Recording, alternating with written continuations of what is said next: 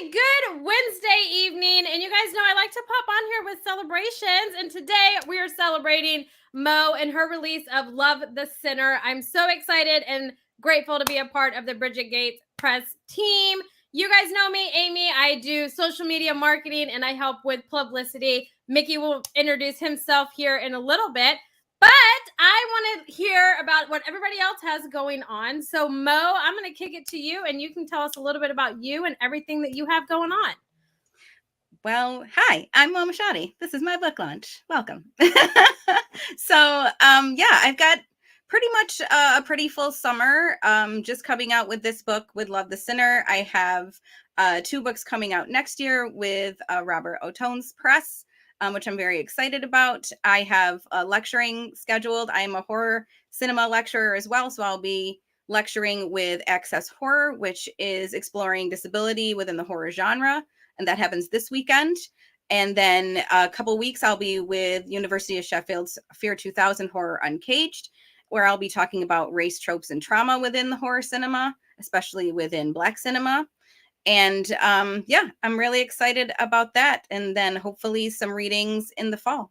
I'm part of a core member of Nick's Horror Collective. We are a women-led media company that works to elevate and celebrate diversified and marginalized creatives. We do that with a film challenge that hopefully we'll be picking up this coming year, and a fellowship with Stowe Story Lab. So we're always pretty busy. So that's what I have going on.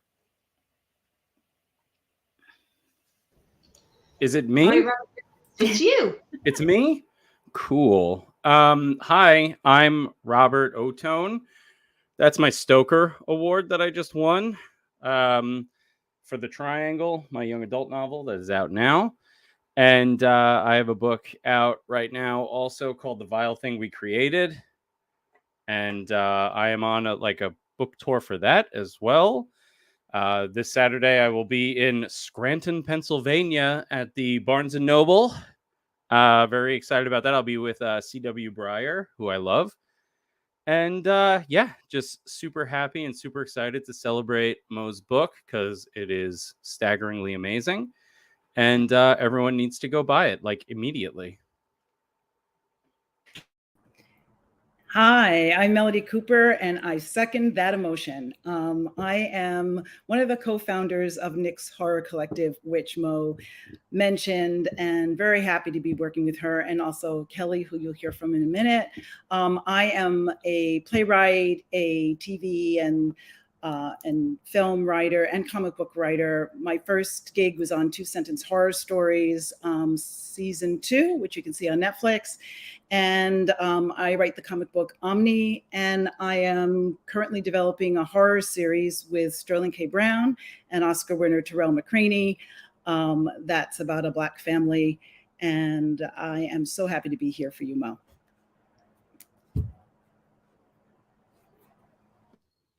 Hello, everybody. Wow, this is so exciting. Mo, congratulations. We're just so proud of you. I am Kelly Krause. I'm a co-founder of Nick's Horror Collective as well. Neither Melody nor Mo mentioned it, so I will go ahead and mention it. We just won the Rondo Hatton Horror Award for Best Short Film of 2022 for our anthology, 13 Minutes of Horror Sci-Fi, which is part of our 60-second film challenge that Mo mentioned, in which we are hoping to expand for 2024. We were the only women-led project in the shorts category, which I think just highlights the importance of the work that we're doing under Nick's and 13 Minutes of Horror, and our efforts to try to amplify women identifying and non-binary filmmakers. What I have going on, everything is very much in the incubator stage right now, so I don't know if it's as exciting as what everybody else is going on. I did recently finish my very first horror film, which is currently on the festival circuit. It is called Storage. I will hopefully have some exciting news to share on that front relatively soon. I am currently developing my very first feature project, which I hope to film as a proof of concept next year, with the aim of eventually shooting the feature myself. And I am part of the core team for an incubator project here in the Bay Area to set up a broad film collective that will aim to distribute equity across all contributors in the filmmaking community here, regardless of status, regardless of job. and hopefully use that as a model for my own production company, Dark Coven Productions, which is also in its early stages. And that's me. This is my wonderful husband, Chris, who was the star of my short film.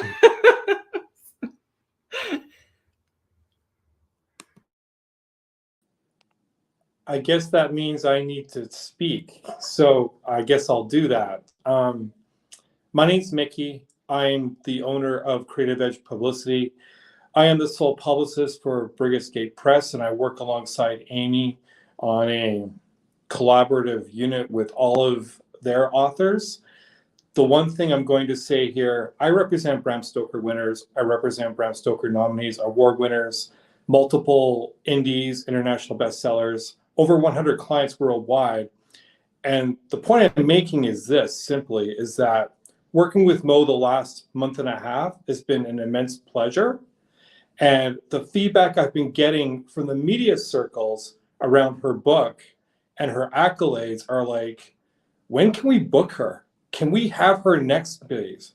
And so, and I'm not just saying that, it's true. I've got some things I'll be announcing in the next day or so, Mo, that people have reached out about. And I just want to thank you personally for the opportunity to represent you on this book, and Brigids Press as well, for always the ongoing support that you give myself and Amy. And just, I know I'm supposed to talk about myself, but I just can't in this. Thank you so much for both of you and for this arrangement and collaboration. Just wanted to say that. Okay, and we're the boring publishers. Yeah.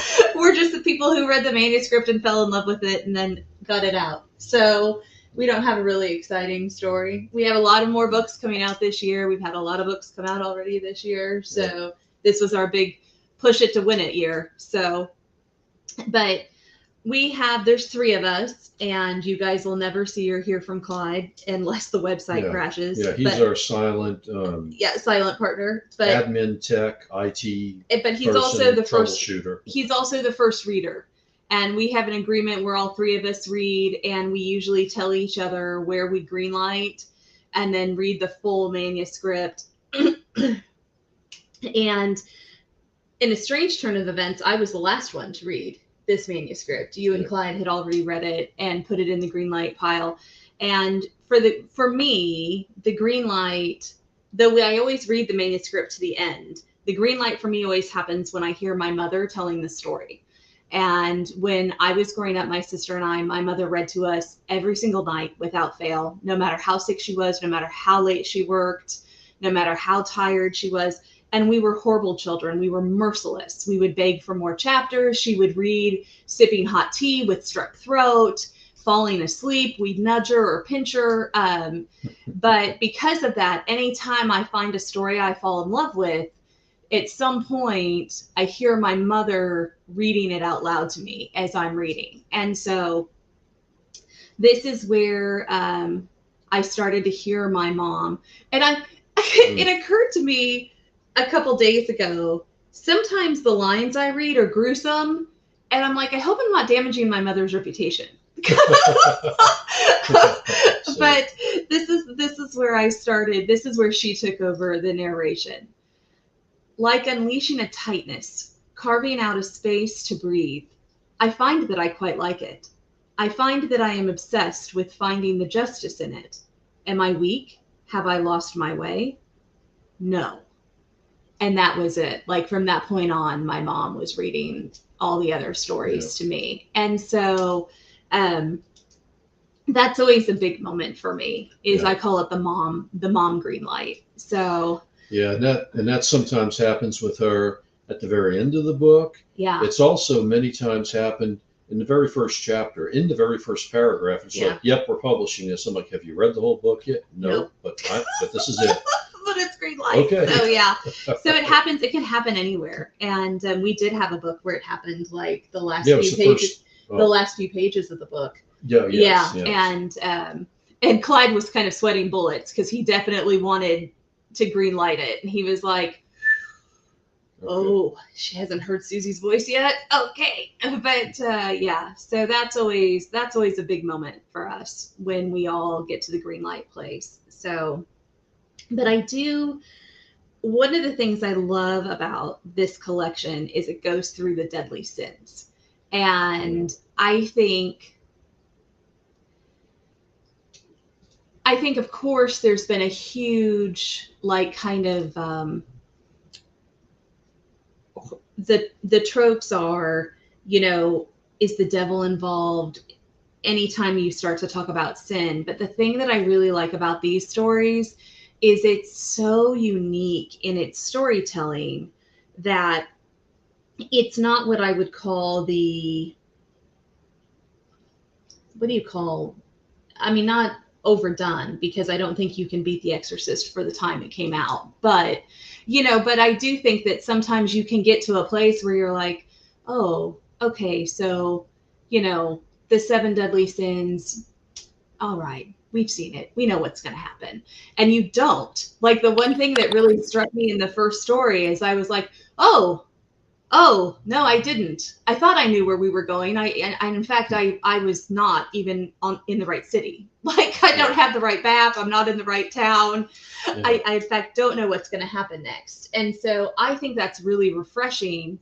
And it's just such a new and unique way to talk about the deadly sins. And so I'd like to talk about that for a while. So I want to talk about, when you think about the deadly sins, here's my first question for you guys. What's your favorite? Your favorite deadly sin? Either to read about, write about, talk about. Like, what's the one that you're like, oh yeah, sure, we could do that forever? Envy. So, Amy first. Amy, what's your favorite deadly sin? Gluttony, sloth. I feel like for this one, we should have done it backwards and made Mickey go first. I feel like we should do that. So I'm going to default to Mickey. I'll gladly answer, Amy, if you want to go there. No problem at all. Let's do it. Go. We'll do All it right. reverse. You want me to? No problem. Yeah. It's a tie, Heather. It's a tie. Pride and envy, because those could be masked in so many different aspects, and they could be so relatable to people and how they convey themselves. So that's my stock answer. You could do so much stuff with those two, for sure. Yeah. All right, let's There you go. You beat that. We'll line around backwards. Kelly and Chris, what are your favorite deadly sins? You go first.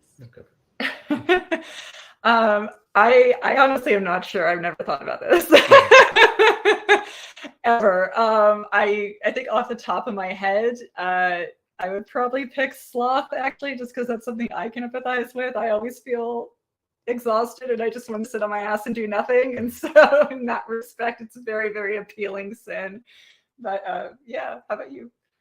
I think in horror stories, I mean, lust has specific connotations, but you find a lot of protagonists and antagonists are lusting for something, for power, for revenge, for something specific. So I think that creates a lot of really good narrative possibilities when there's something that someone wants so badly, but it leads to their downfall, the downfall of people around them.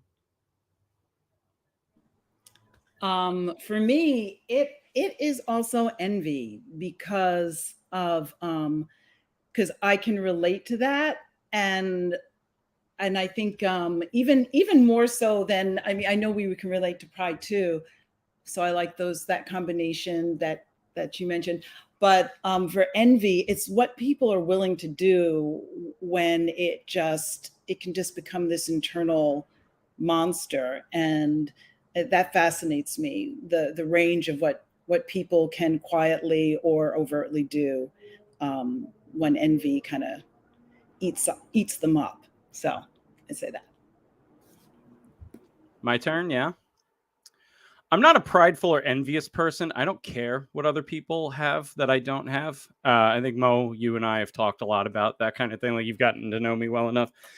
Gluttony is my favorite. I want all of the Argentinian reds. I want all of the Nicaraguan cigars. I want them in my face.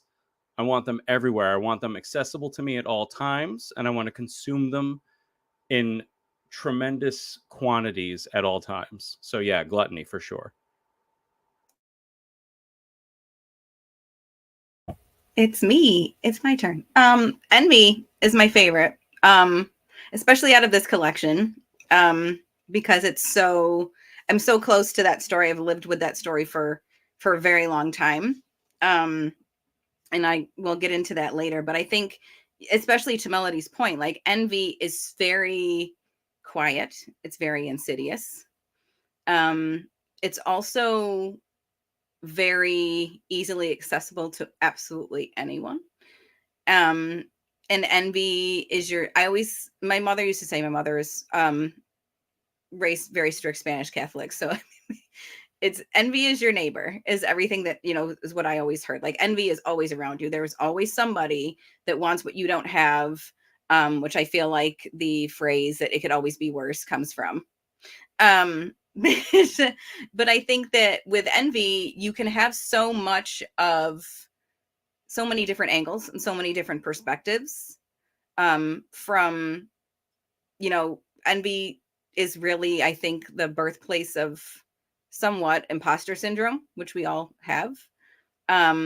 Or where we get to the compare and contrast of things. Like, I should be here in my career. I should be doing this by this particular age. I should be, X, Y, and Z. And I think what's so creepy about envy is that it's where, like, you keep your enemies closer kind of thing. You never know who is really envious of you or what's happening behind the scenes and being kind of engineered by that envy. So it's you never really know who's got it out for you. But I feel like, yeah, that's my favorite.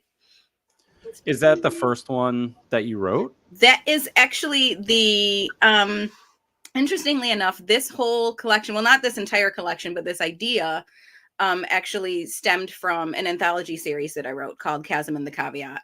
And it was my creep show. So it had an overarching story about an aunt who takes in her niece whose her sister has mysteriously died, Raising Cain style, like just death in full fear. And the daughter begs the woman to tell her a scary story every night. So if I'm never scared of anything, I'm not going to end up like my mom. So that is the overarching story. And the first script I ever wrote for that anthology was Freeway. And it got a lot of really great feedback from a lot of really cool, interesting, and some important people. But the whole answer was, they're not doing anthologies right now. Nobody's doing anthologies right now. And then you turn on any streaming service and you're like, anthologies. So it was just like, they're missing like just your particular anthology we're not doing right now, you specifically. So yeah, it was the first one that I had put down into prose, because I was like, this is too good of an idea under the banner of sin to not explore on a literary angle. And I really love that story. That was the first story. In the interest of time was the second story.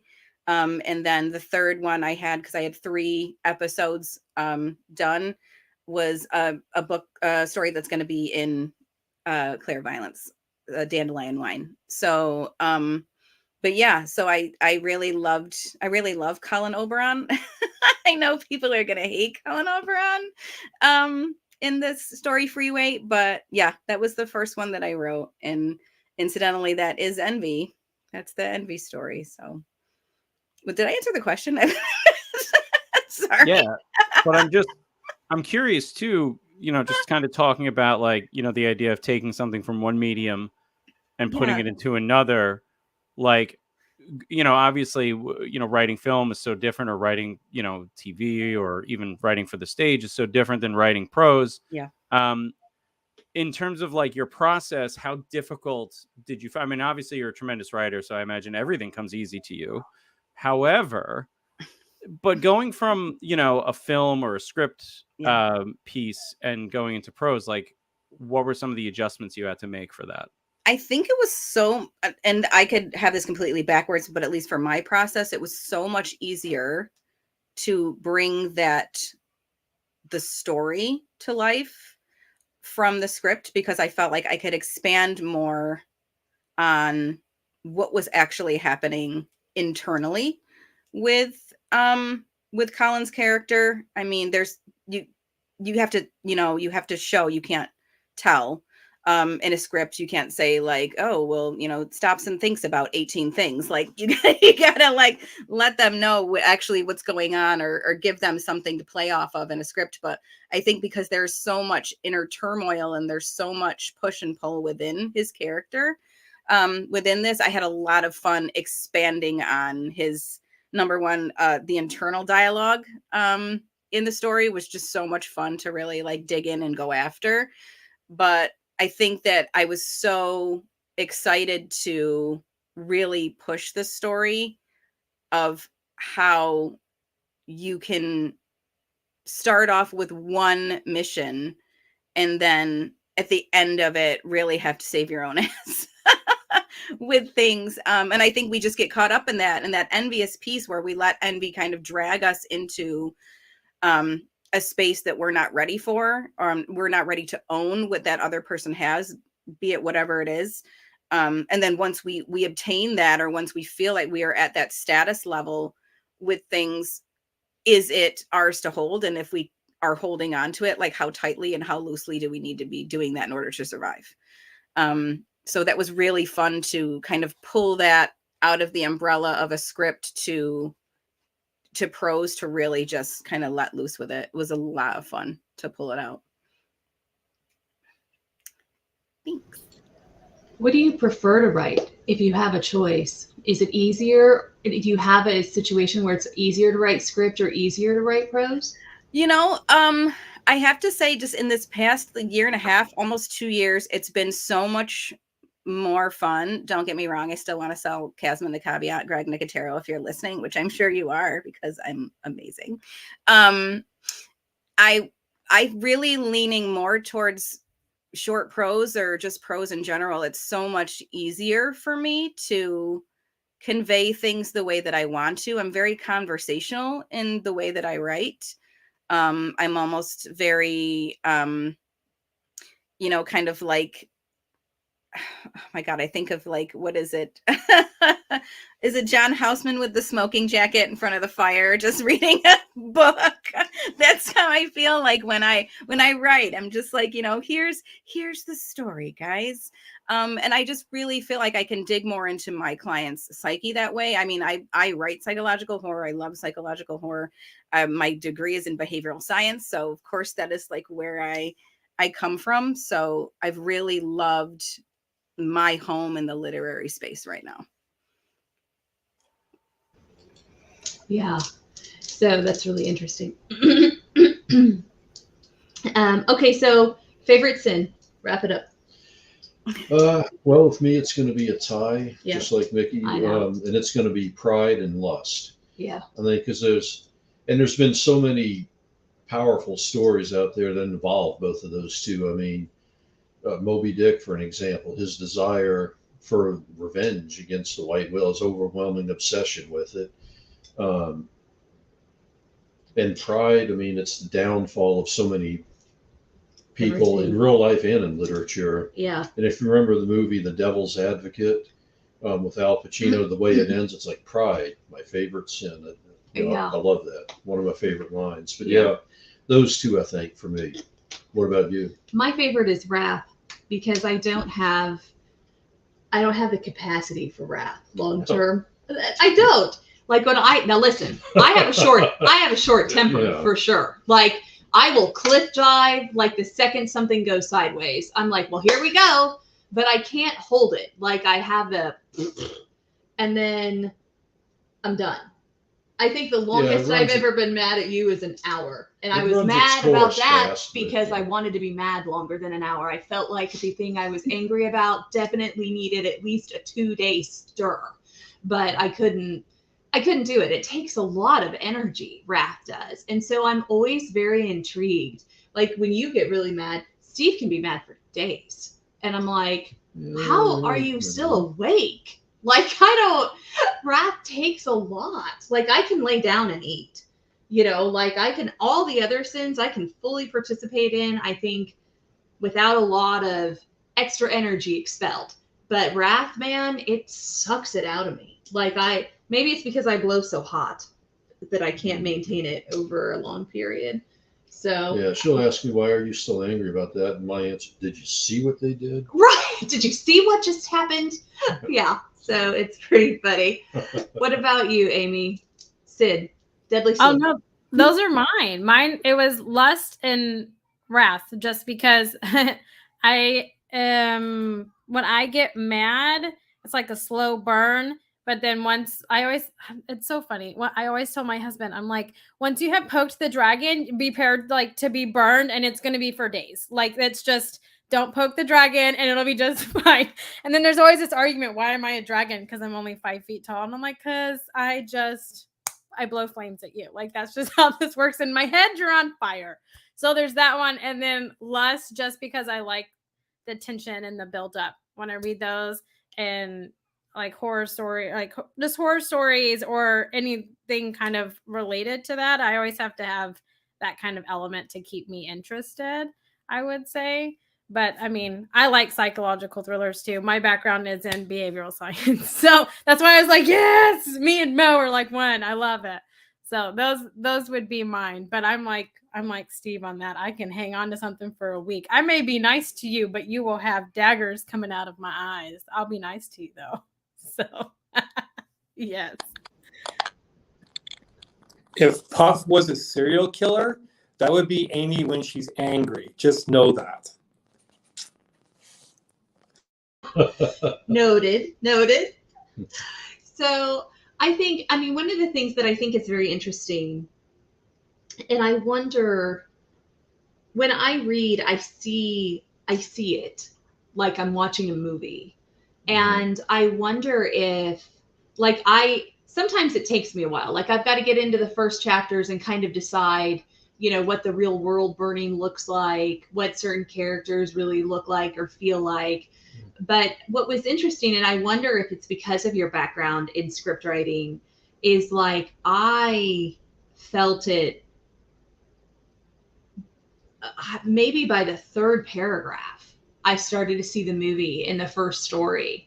I mean, it was big and in my face, and I was like, okay, well, here we go. And I think part of that is you don't have a lot of time to build, like you've got to get in and get it in a short story format. But I wonder, I think, and maybe this is just me and I'm wrong, but I think that maybe it's your background in script writing that helps you get there faster.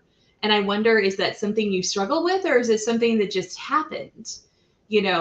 Are you able to use your script writing background into writing prose so you can get to the, I don't know, the imagery fast? Yeah, 100%. And the reason why I think it's been kind of fun, to my point, to kind of reverse engineer the two, like bringing a script into a literary piece, is just really being able to, short story and even short form television, it's get in, get out, like arrive late, leave early. Like that's the key to things. And especially for working in short form horror, it's like, and even with ones of my stories that have like breaks or chapters, I'm still, every single chapter is get in, get out.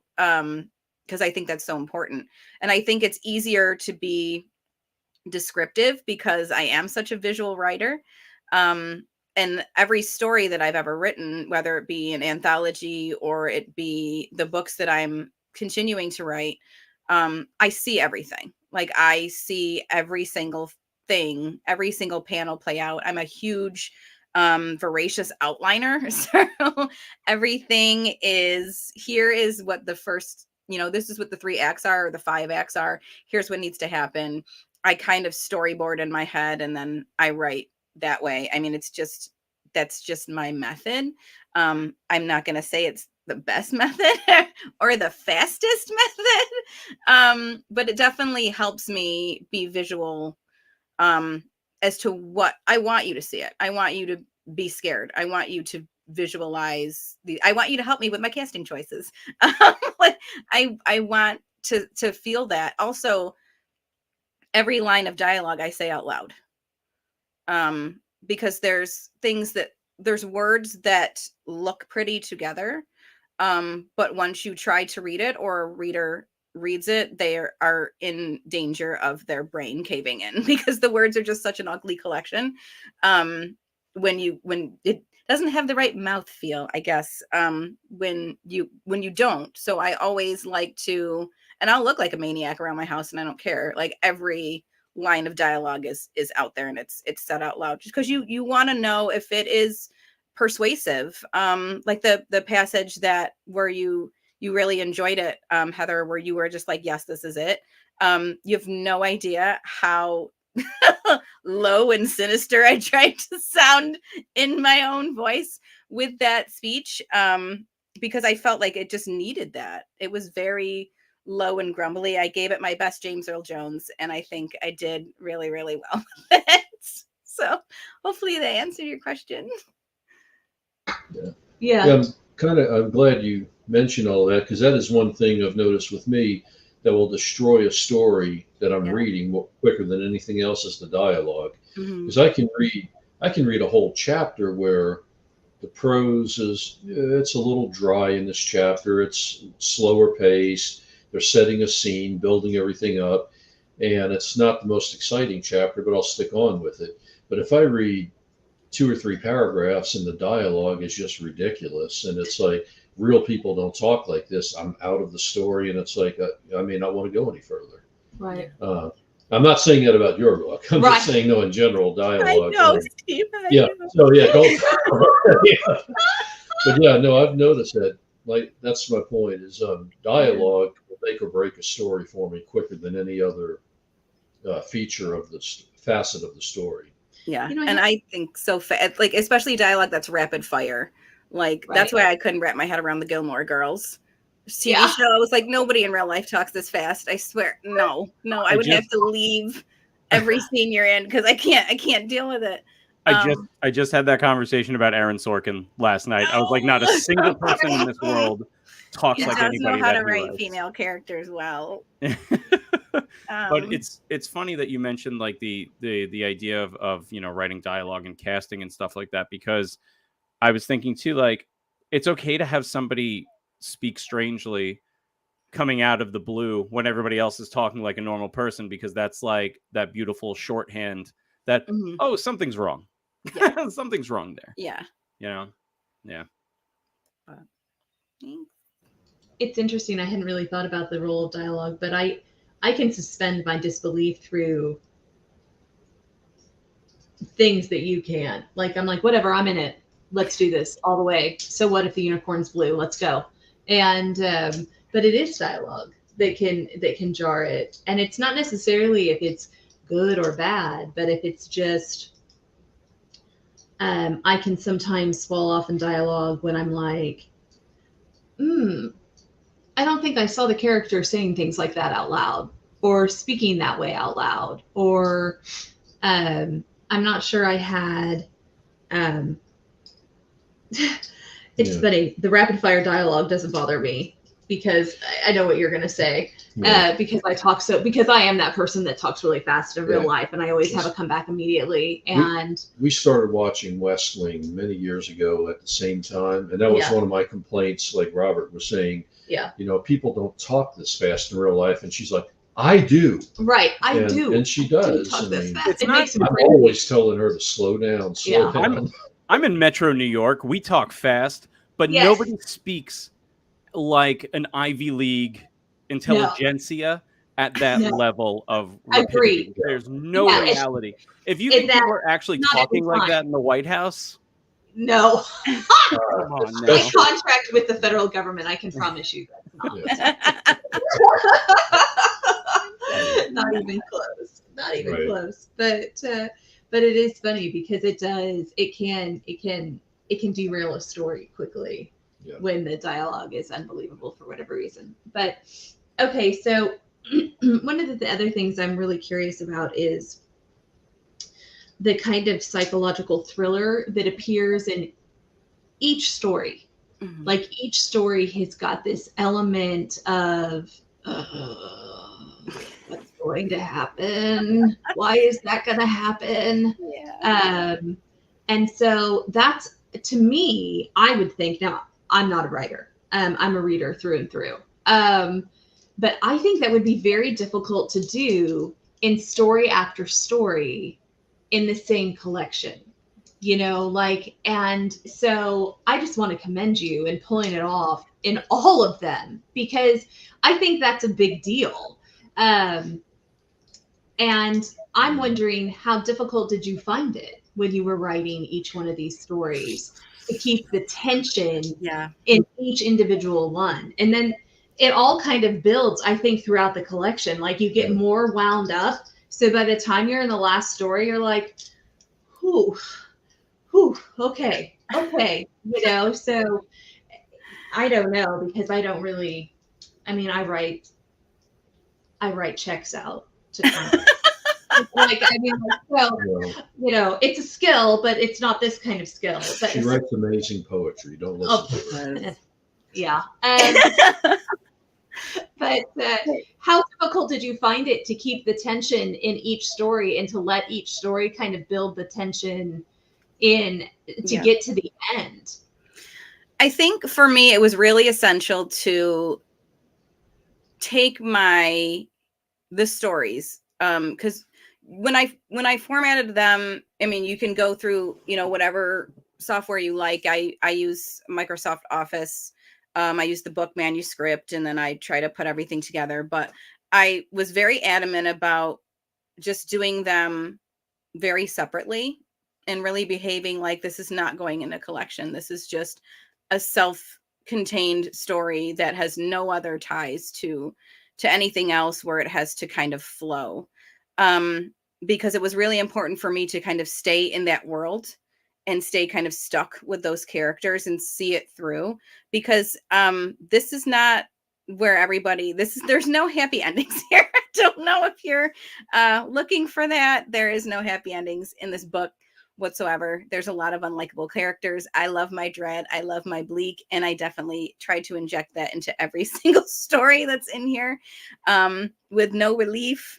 But I think my biggest hurdle for it was making sure that I did not go overboard with it. Because there's a lot of places just hinging on just putting attack in the unlikable character piece of it. I could have made them a hell of a lot more odious than they are. But what's really essential to the dread of it or the story of it is how very much like we all know somebody like this person. Like, there's someone in our lives like this person. And that's what's the scary part. Like, we are these people. And that's why, you know, for me, like, the whole thing was, you know, the devil is not involved in any of these stories. The man is the scariest monster. Like, that's the bottom line to this whole collection. But it was really essential for me to not drift off story, not trying to make the story something it wasn't.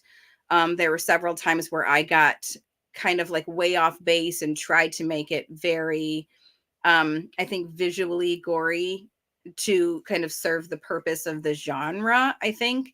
And that was really just betraying the work for me. I realized that very quickly, where I was just like, I'm at an impasse here. I can't really go any further with this story or under the headline of this sin if I stay in this direction. So I had to really honor the characters, especially Agnes, because especially for that type of sin, she's under the lust heading, just the anguish, and also the hysterical woman trope was very important for me to not make her a caricature, but make her a wounded human being who is reacting to that wound. That was really important to me, to stay focused on who they were, what the story was, stay in the world, the end. Like, I had to just do those three things. Yeah, it's been, yeah, it is. It's very, very hard. Let's, sorry. No, you're good. There's a question from Sam. Why do you like to use the horror genre to explore the themes you like to tackle? Oh, well, because I feel that horror has the most permeating air about it. I always say that horror follows you home. No matter where you are, what you go see, there's something you carry with that, something you read that strikes something within you. I have a huge fear of home invasion. So anything that I see that has a modicum of home invasion in it, I will be hyper aware around my own home for a good month or two. So I think that that's what I really love about writing in this genre, is that it stays with you because it's something we all experience as human beings. We all experience fear. There's not one person on this earth that hasn't been afraid of something, sometime, somewhere. And what's really awesome about horror is that it has oodles of subgenres that you can explore openly at any time, and also cross genres. I mean, to our Nick's point, our sci-fi horror was our most, we had our most submissions to that. Everybody loved it. Everybody loves talking about marrying those two genres. So I think horror is such a safe place to play and explore because it's so diverse. It's so welcoming as a genre. How could I not want to play there? I think. I think that's my answer. Yeah, Okay. and I think we can take that across the panel. Like, why, if given a choice in any genre, why horror? Robert? We'll just put you on the spot first. Well, I've always wanted to write romance, and horror was I'm just kidding. I have no interest in writing romance in any capacity, unless there's goopiness to it. I feel a lot of the same ways that Mo does, I think, just in the sense that, like, you can explore remarkably difficult themes through horror, like childbirth, fear of childbirth, stuff like that, stuff that I am deathly afraid of, that I played with in my new thing. But there's a lot that you can, I always like fall back on this quote, and I've said it before, but like a home, a family drama is really interesting, but a family drama with a ghost is better. And, like, that's just how I feel. So. Melody, how about you?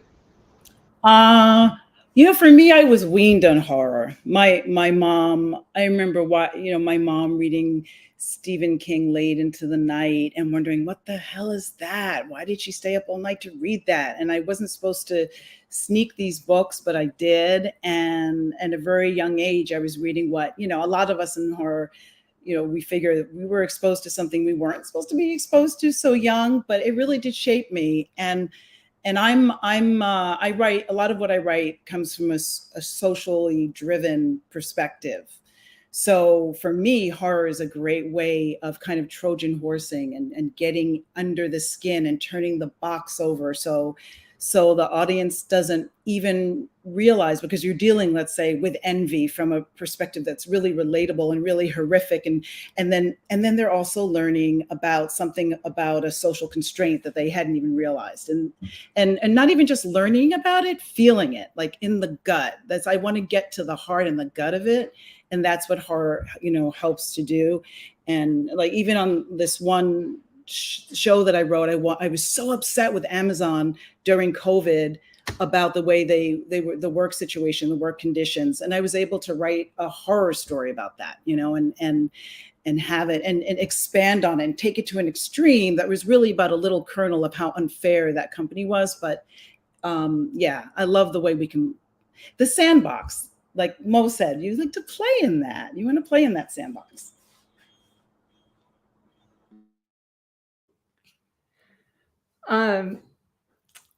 I always love this question because it's just always so fascinating to me. But similar to Melody, I grew up with horror, but I feel it was a very, very long time before I truly recognized that it was something that I loved. Because I think for a very long time I was afraid of it, but I was also fascinated by it, right? So I think we often talk about the fear of the unknown, but there is also this fascination with the unknown. And I think that was absolutely horror for me as a child, and growing into it and eventually recognizing how much I really loved it, just because it was something that was beyond entertaining, something that I think that just can hit anybody to their core, on so many different levels in so many different ways.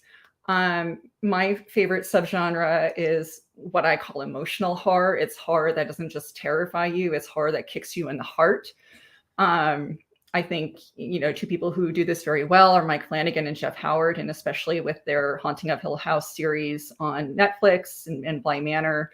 That is something that I really, really love, and that I think also has like that fascination with the unknown. And we're all guilty of that as audiences. Like, we go to horror films because we're fascinated by the unknown. We want to be scared, but we're also fascinated. And it's the same reason why the protagonist goes downstairs into the basement, right? Or why they go into the cemetery after midnight. They are fascinated by the unknown as much as they fear it. And that's just an element that I really, really love. And especially if it has an emotional core to it that can just, like I said, kick you in the heart.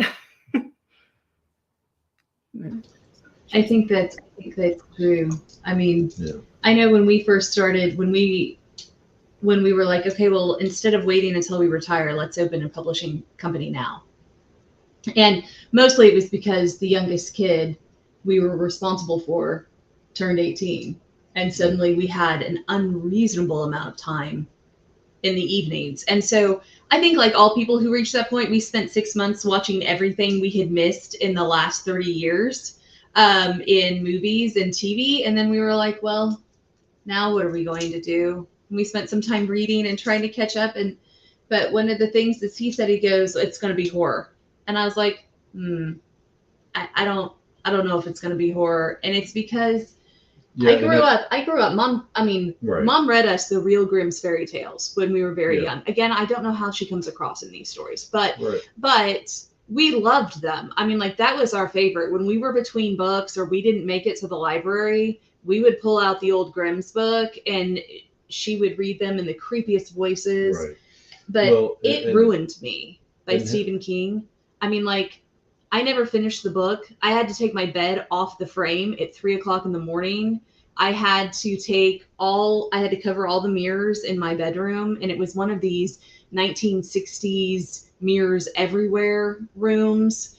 And I had to hang a heavy quilt for it pulled the curtain rod down at 4 a.m. My mom's. But, I mean, I had to take my closet door off the hinges. I mean, it was high drama that night. And I walked away from horror. I was like, I actually cannot be this scared in the place where I sleep. Right. Like, I have to have some place where I can feel safe. And I can't do it. And so for years, for decades, people are like, well, do you love horror? And I'm like, oh, no. Well, I've read almost all Stephen King and tell it, but no, can't do it. She told me at one point, she hated horror. She would never read it. And I said, what do you think Grimm's fairy tales is? And I was like, oh. And she's like, okay. Right. Right. But I was like, oh, okay, yeah, I guess those are pretty bad. I guess those are really a horror story. All right, I'll consider horror. But it was funny because for decades I would tell people, no way, not watching it.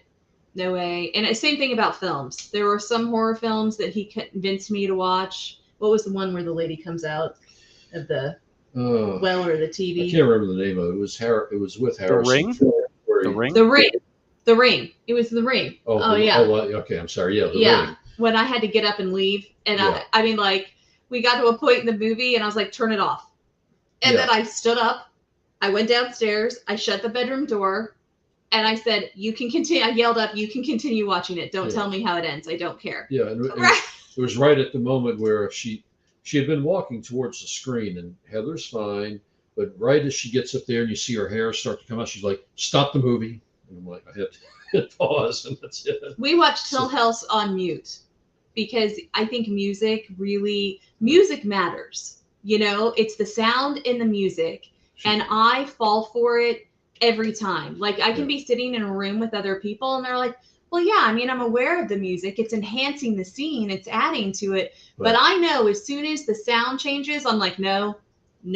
Stop it. Stop it. Mute it. Now I've gone back since and listened to it with the sound on, but I have to read it in captions first with no music or background noise at all for me to watch it. Otherwise, I'm like, okay, I'll see you guys after your horror movie night.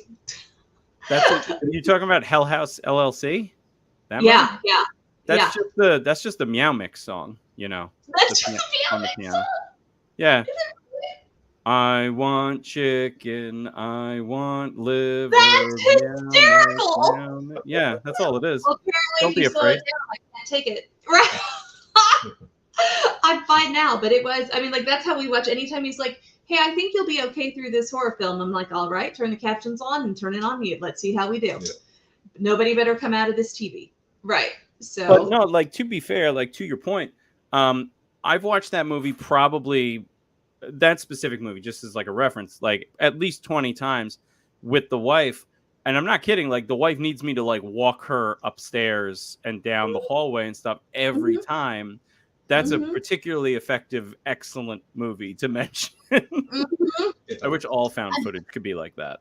yeah, I mean, Well- it's just really, I mean, it's one of the things that adds to it. It's funny, I guess, in film Well, that one- you don't really think about unless one- you're in film. One quick little funny story. And I can't remember the name of the movie, and this is what I thought she was referring to at first. Oh, But yeah. I mentioned Harrison Ford. It was some movie The back jump scare around movie. 2000 to 2002, somewhere in there. It's I think where What Michelle Lies Pfeiffer. Beneath? That is what lies beneath. It's one of my absolute favorites. But- And Yeah. nobody you know have just listened to me ad nauseum talk about the film because I just love it. But one of the brilliant things about that film, as far as sound design, in my opinion, is that all the jump scares are followed by a music buildup. All the jump scares, all the Yes. real moments of horror happen in Yes. silence. Yes. And so the filmmaker is actually giving you, the audience, that audio cue as to when Yes. you can take it easy because it's just going to be a jump scare, and when you actually need to be genuinely frightened. And it's very ingenious, I think.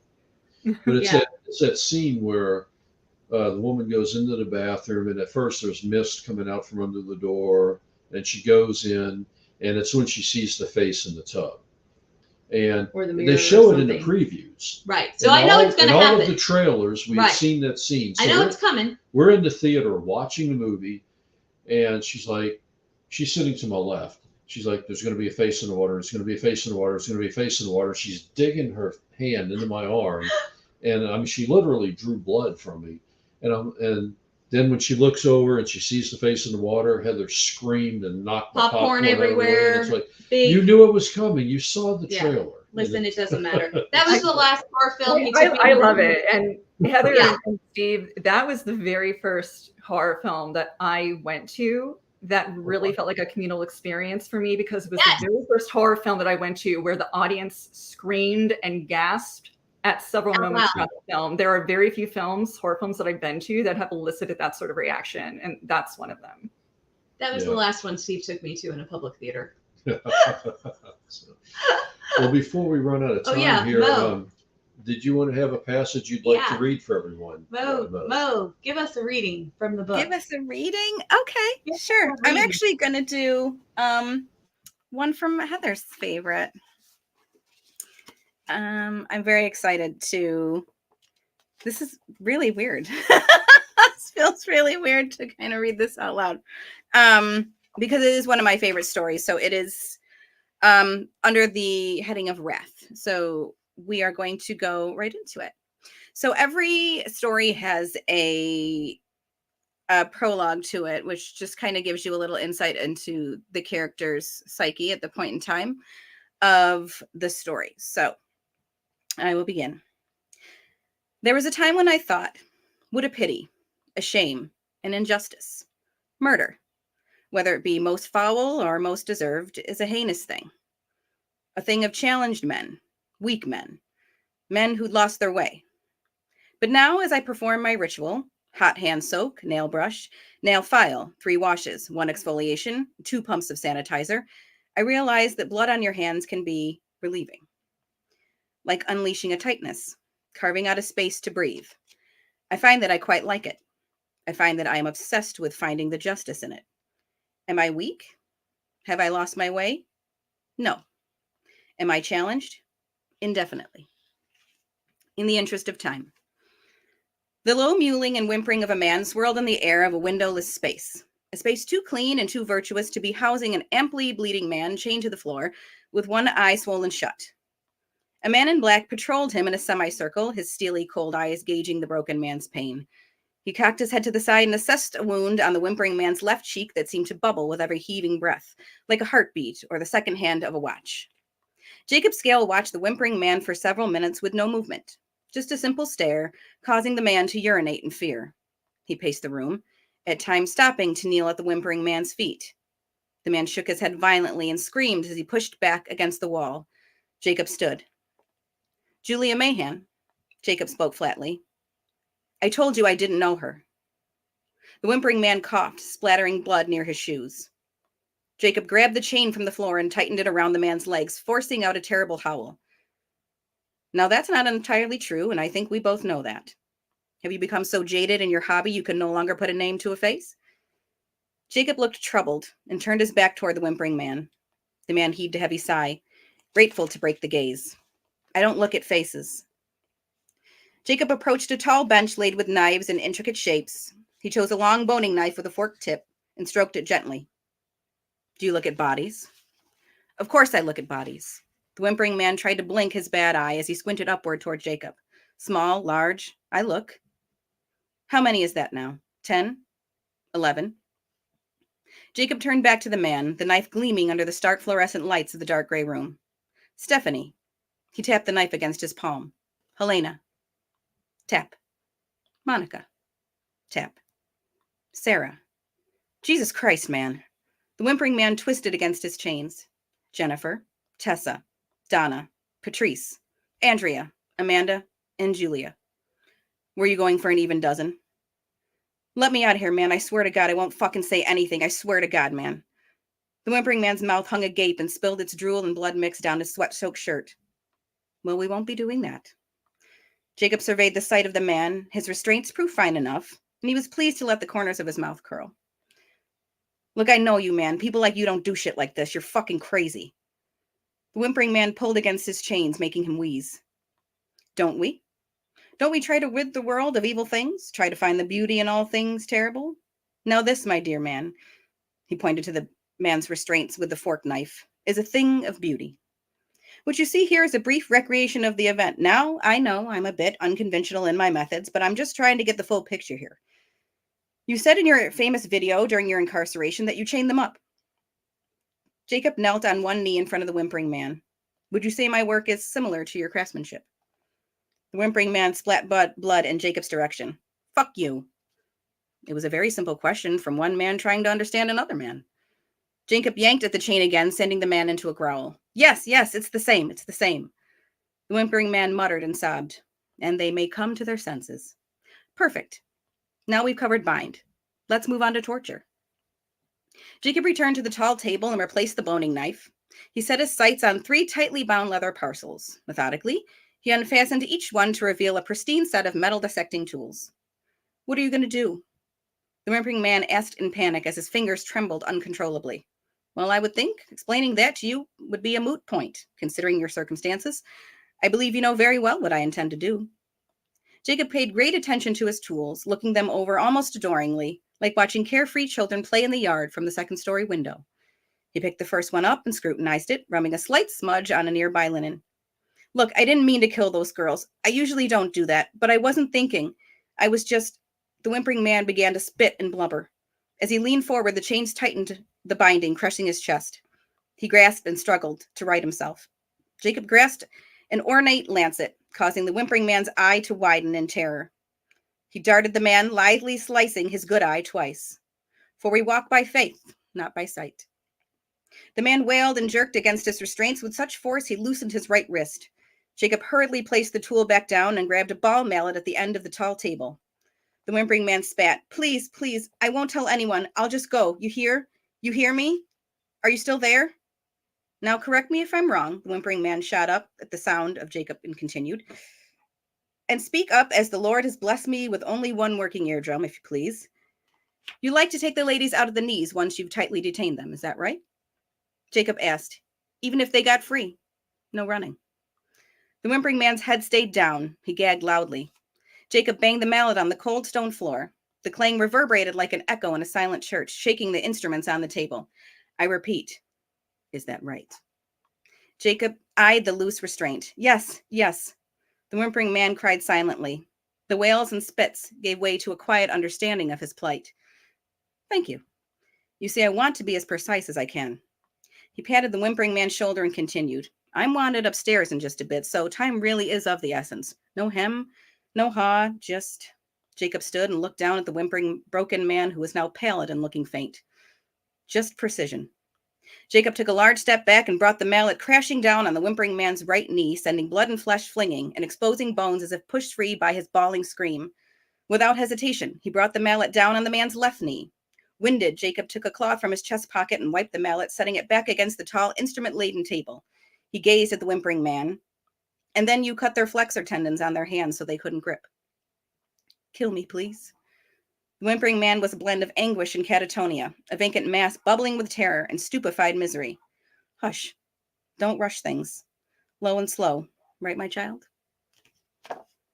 And that is part of the interest of time. I love that one. I love that. So good. So Who good. needs John Houseman? We don't need him. We just need you. I do want the smoking jacket, though. I do want the smoking jacket. And talk about being able to see it. I saw everything. So with such clarity, it's great. Thank you. I love this story so much because the ending is my favorite. The ending is such fun. At least I think it's fun. I think it's funny. But it's was really essential for Wrath to be so, when you think of Wrath, it's angry and it's percolating and it's menacing, and to have Jacob just be very calculated and very soft and very just like, do I have this right? I just want to make sure, like, I'm torturing you the way I'm torturing you. Very controlled. Very controlled. Yeah. It was really important for me to like stay in, when we were talking about the dread in each piece, like really to stay in Jacob's position of like who he is, why he's doing this, and how important it is to him to be correct in the way that he's doing things. Because in this scene, and you can glean from what I've read, is that he's torturing a killer, and in the ways that the killer has killed. And it's, as the killee can attest, it's no picnic. And it's really fun to watch. And the part that comes right after that is a very fun sense of like brevity for a moment before Jacob just which is great. And it's a ton of fun. So I hope you like it when you pick it up. I was gonna say, so you'll have to pick up the book to see how it is. It's Yes, definitely please. worth it. Everybody out there, you need to read this. Yeah, it's definitely worth it. Well, I think that's a wrap. I think we've done it.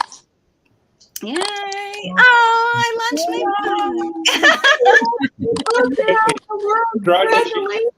Thank you so much. This has been so much fun. And like I said, it's every character in the story to me is somebody that I know. It's within all of us. And if you'll indulge me very quickly, I just want to touch on the acknowledgments at the end of the book, because I find those very fun and interesting. It says, though we may never travel to the depths of these lost souls, take this time to lean into your mirror and acknowledge the hellish thoughts within all of us. For we all carry a Greg, a Jacob, a Colin, an Agnes, a William, a Benjamin, an Eli, and a Lucas. Bless you all. I hope you make it. So I think that is just a ton of fun. I relate to these characters very, very strongly. My favorite character probably through the entire book is Greg, PFC Greg Burns. The first story is actually what I call, and it's not making light of it, but I call it the bonus sin, because it is a mortal sin. There's 8 stories in a 7 deadly sins book. So it is the mortal sin of suicide. And it is a very stark look at PTSD And I want to touch on the point of me kind of leading the story with that. And I'm sorry that you can hear my dog absolutely being a menace to society outside. But what was really important for me to start the book with this is because I had gone through a very similar situation with that myself, that PTSD and that longing of making that choice. And it was really important for me to kind of exercise my personal demons with that. And it's something that I'm very comfortable speaking about now and really kind of pushing through and really leaning into that. But also it was a really good way for me to, my concentration is on PTSD in women. I'm also a cognitive behavioral therapist working on emotional reactivity. And my focus is PTSD in women. And when you start your counseling and you start your training on that, we see that there is a lot of bias against PTSD. For a very long time, it was very like pushed to the wayside. It wasn't medically viable as an actual condition.